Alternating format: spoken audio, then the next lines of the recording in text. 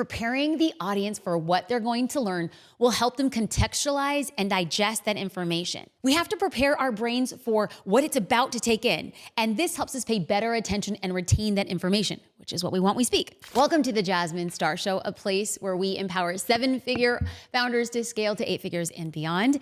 I am excited for today's show because I'm gonna be sharing with you my insights on what I believe is a crucial skill for any entrepreneur. And it might not be what you think. Becoming a better public speaker. Okay, so before I get there, I wanna talk to you about how my husband and business partner, JD, orders at a steakhouse. I am telling you, he loves being sold to. He loves the experience of it. If there is a special with freshly flown in fish from Greece, sign him up. If there is a steak and he can add scallops or shrimp, if there is some flavored butter or some exotic bacon that he could add to a potato, oh, he's doing it. He just loves the art of somebody guiding him to what they think is gonna be the most extraordinary meal. Now me, on the other hand, I am a natural born skeptic. I am always thinking in the back of my mind, oh, this server wants to drive up my bill. But there is a difference. I spent about 6 or 7 years being a server, understanding the art of a sale. Now, when I feel like somebody's coming in and being like, oh, you have to get this, and it's like the most expensive glass of wine in the menu, I'm like,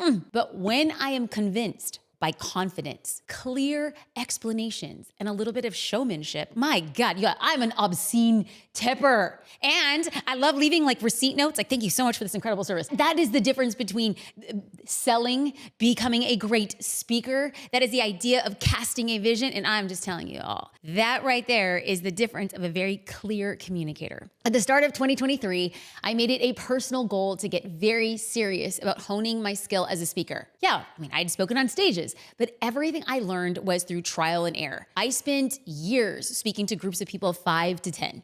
I spent years not getting paid to speak, but I was valuing the practice to learn how to have that lean in moment. So what's a lean in moment? Now, I want you to picture having a conversation just with one person, and just like right as you build to the crescendo of that conversation, that person leans in. That is a very clear indication from their body language that they're very interested in what it is you have to say. So as you become a better speaker, I want you to start watching in for those lean in moments. And a better speaker, not just on stages, but a better speaker to your team, a better speaker to your partner, a better speaker as you are on a sales call. When somebody's leaning in, that is what we're really focusing on. So I started focusing on, when are people leaning in? How do I use that story? How do I build up to that moment as I become a better speaker? So, because whether you are pitching, presenting to clients, or at networking events, effective communication mixed with self-awareness can make a big difference in the impression you leave on people in that room. But first, we have to get into the how-tos and tips. So I want to discuss why these speaking skills are important for all entrepreneurs,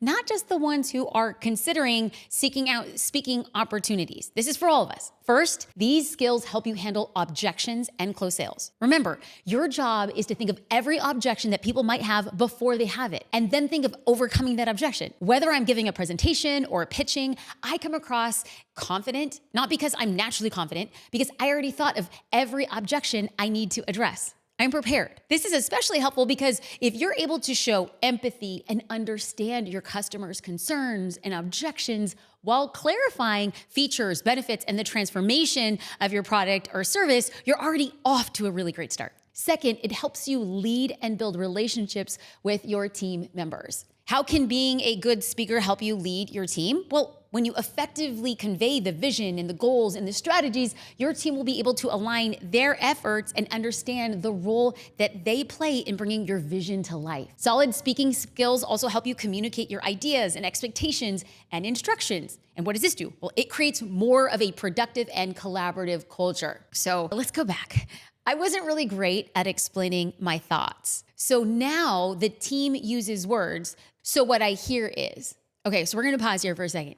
Because I think, literally, hand to heaven, to the best of my ability, I think I'm being clear with my asking, with my ideas, with my vision. And I think I'm clear. And then I started noticing that things weren't done in the way that I expected. And I was like, what must it be? And what I started realizing was that despite my best efforts, I thought I was being clear and I wasn't. So now the team, a very common vernacular on our team is somebody will tell me, so what I hear is, and they're essentially repeating back. And so what happens when this happens? Well, it allows me to clarify and see where my communication gaps are. And third, learning public speaking skills will help you with negotiation and business deals. This is the important part.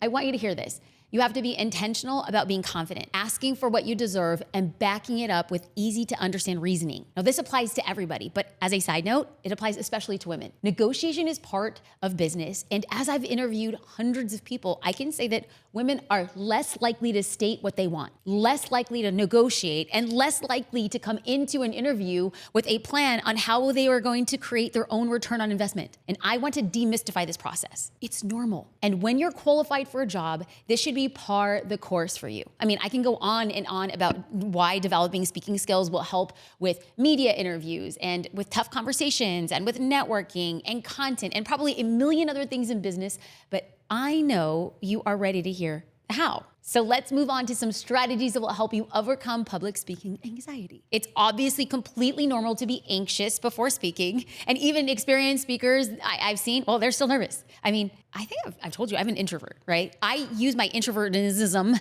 to my advantage, but that's a conversation for a different episode. I want you to really hear what I'm about to say. The more action you take, the better you'll become at public speaking. You know how people say practice makes perfect? Well, practice, it's intentional action. You can start with smaller speaking opportunities to build your confidence gradually, but until you've got a few speeches under your belt, you can manage these anxious feelings by being prepared, breathing techniques, and mantras. Okay, so if you're a mantra person like me, because your girl loves a good sticky note in my mirror, I have a few mantras that I say before I speak and that you can say before your spiel. Okay, while speaking these mantras, try to visualize yourself speaking successfully. Feel the satisfaction of crushing it. And hear the applause of the crowd after you've given your speech. Mantra 1, my voice is strong and my message is important. 2, I'm in control of my nerves and they feel my energy. I bring value to others. This audience is here to learn from me. Every word I speak helps others get closer to their success. I am grateful for the chance to share my knowledge. All right, let's chat about what's probably gonna make you feel the most prepared. Writing your outline or script. But before you do, if you know someone that wants to become a better speaker in any capacity, please share this episode with them so you can compare notes and learn how you can grow together. Okay, let's get back to writing your outline or your script when you're gonna give a presentation or a keynote. I would first decide which is gonna be a best fit for you, an outline or a script. Now, an outline is more of a guide that you could follow that has structure, flow, and main topics. This might be best if you're, number 1, really well-versed in the subject. Number 2, you need room and flexibility to show yourself. 3, you aren't on a strict timeline. 4, you want to allow a lot of room for improv. And 5, you're looking for a more or less polished, natural delivery. Now, on the other hand, a script is a detailed word-for-word document that has exactly what you're gonna say during your presentation. It also includes the entire speech, including introductions, transitions, anecdotes, and conclusions. And a lot of times it's written out verbatim. So scripts are very helpful when you are 1, needing to use precise wording, 2, dealing with complex or very sensitive topics, 3, wanting to ensure that you cover specific points exactly as you plan them, 4, need to hit a certain time frame, and 5, are being paid for the delivery, or you're paying somebody else to film, edit, and produce the speech. When money is involved, you probably wanna have more control over the delivery. Something else you're gonna wanna consider after you choose if you're gonna do a script or an outline is the duration. In some cases, this is already decided for you. Like they say, oh, you have a 20-minute speech or an hour-long training session. Now, here are 2 tips that have helped me and my team in these situations. Tip number 1 is to consider your speaking pace. People tell me I talk fast and then I just reply, well, you listen slow. But anyway, I do consider this in speech writing. I want you to assess your natural speaking pace to know how long your speech or outline you should be preparing for. Now, this will help you avoid rushing or dragging at the end. And I'm gonna pause. I have learned a helpful tip for me, based on my speaking cadence, is that I try to have 1 slide for every minute. So if I am paid for a 60-minute keynote session, I'm having about 60 slides. This helps me stay on track. I just wanted to share that point with you. Now, if you're going to use like the script route, you can simply Google how many words are in a 30-minute speech. And if you're using an outline, estimate the time for each segment or topic. Okay, tip number 2 is to consider the content density. Decide the complexity and depth of the topics that you're going to be covering. Like, in other words, how deep do you want to dive? Like, how deep are we going to dive into certain topics? Or would you rather just touch on those topics and cover more like of a wider scope, like scraping the surface? It's not a right or wrong, but this is probably depends on the time that you have allocated. Like if you have more time, you can go deeper.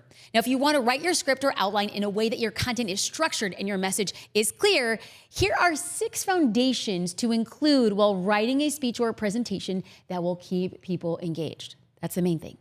I'm going to name each of the 6 foundations first, and then we're going to go into detail around each one. This is for the people who are writing notes. Okay, foundation number 1 is the hook. Foundation number 2 is the main content. Foundation 3 is the supporting content. Foundation 4 is the segment structure and the transitions. Foundation number 5 is engagement techniques, and foundation number 6 is the call to action. Okay, starting with the first foundation, which is the hook. Your hook should grab a listener's attention right at the beginning. It could be a statistic, a thought-provoking question, a bold statement that makes them stop, get their attention, and it's like, I'm gonna listen. I've also learned that stories are truly the most compelling way to begin a presentation. I've learned that politicians do this when they visit different cities and they go around and they want to find like relatable ground. So here's an example. Sorry, I was late, St. Louis. There was a line out the door at Mama's on the Hill and I had to get some fried ravioli while I was there. When politicians do this, they not only gain the audience attention, they gain their trust. We've all heard that saying, like, people do business with people they like, know, and trust. But what we don't always hear is that people like, know, and trust people who are like them. This is why being relatable is so important. The next time you're speaking to a crowd, virtually or online, ask yourself, what are the commonalities in the audience and how can I create a relatable moment here? So I was speaking at an event in Las Vegas, and it was for beauty professionals in the hair industry. And the event was actually at the Las Vegas Convention Center. And I had given my presentation, but in order for me to capture their attention from the ground floor, I walked on stage, I explained who I was, I said, I understand the difficulty of building a business, but you have to understand that you're building your business for future generations. And then I said, my grandfather was a security guard here after he had retired. He was the person who arrived to open doors early in the morning and lock them up late at night. I don't think that my grandfather could have seen that his granddaughter would be standing on a stage giving a presentation. Right there in that moment, it shifted everything in the room. I am looking for the quickest and most earnest way of building that know, like, and trust factor, and a personal story contextualized of why it matters to them always works best. So after you've earned their attention and maybe you've earned a little bit of trust, you should provide a brief overview of what the episode, training, or speech is going to cover. Okay, why? Preparing the audience for what they're going to learn will help them contextualize and digest that information. We have to prepare our brains for what it's about to take in, and this helps us pay better attention and retain that information, which is what we want when we speak. After you hook your audience and prepare them for what they're about to learn, you can move on to the second foundation, which is preparing the main content. This is most likely going to be the bulk of your spiel, bulk of your presentation, but there are several ways that you can organize your information. So you can, number 1, divide the content into segments or sections. 2, create frameworks or step-by-step processes. 3, give tips.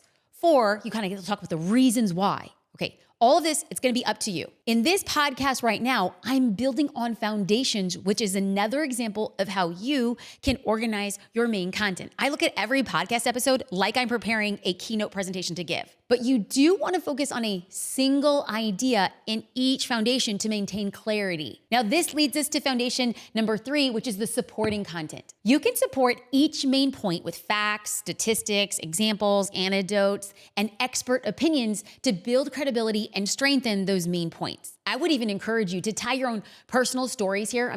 Because they relate to and they can add to the main point, and it personalizes you as a speaker. So before we move on, I want to make sure that we're recapping. Foundation number 1 is the hook. Foundation number 2 is the main content. Foundation 3 is the supporting content. And now foundation number 4 is transitions.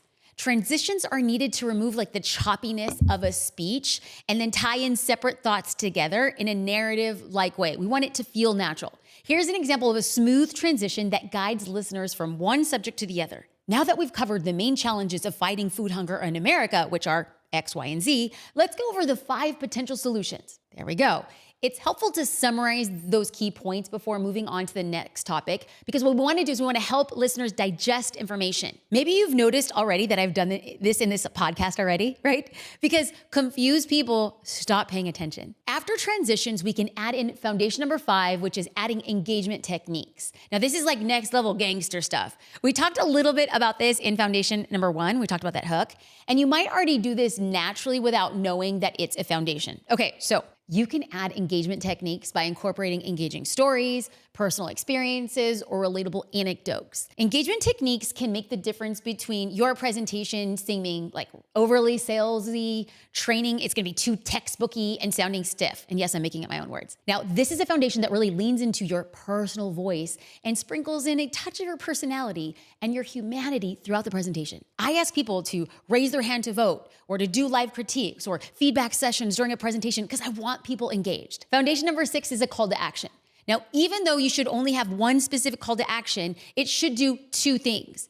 It should serve your audience in some capacity. This could be by providing a mindset shift, facilitating a breakthrough, inspiring action, or maybe having a provoking thought. They should always feel like they're getting something from the call to action. The second thing is it should serve you. You spent a lot of time putting together your speech, your presentation, your training, your sales, whatever it is you're preparing. It's okay to ask for reciprocation. This could be visiting your website, subscribing to your channel, or sharing an episode on social media. Now, we wanna make sure that we're gonna get permission from the event host. Like, let's say you're having a keynote. You wanna make sure that you're having permission from the event host before having a call to action that requires your audience to do something that takes away from the conversation or the event itself. So here are 3 examples of what we call the 2-in-1 calls to action that serve both your audience and get them to take the next step with you.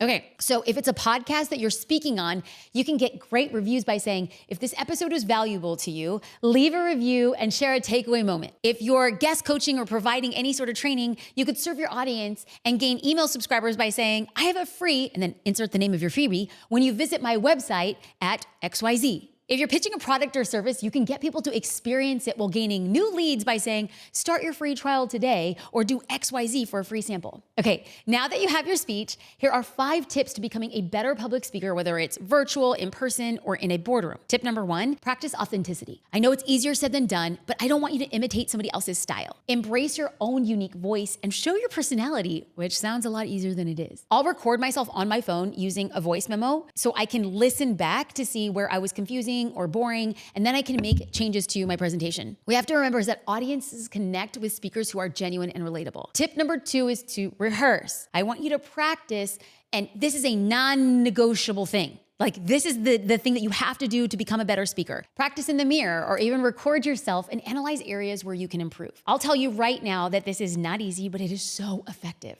Rehearsing builds familiarity. It reduces your nerves. It boosts your confidence, and it boosts that overall quality of your presentation. Tip number 3 is to improve nonverbal communication. So nonverbal cues like body language. You see me moving my hands. I can't help it. I'm Latina. So nonverbal cues are body language, facial expressions, hand gestures, and that's the majority of communication. More than words that we use, which I'm gonna go into detail in an episode that we titled 3 Sales Strategies to Increase Your Revenue. I'm gonna link that in the show notes. Anyway, you can do this by making eye contact, standing or sitting confidently, using your hands purposefully. These cues will enhance your message and show your audience that you are engaged and confident. Tip number 4 is to seek constructive feedback. To improve your speaking skills, you can also get feedback from mentors, business friends, or trusted members of your audience.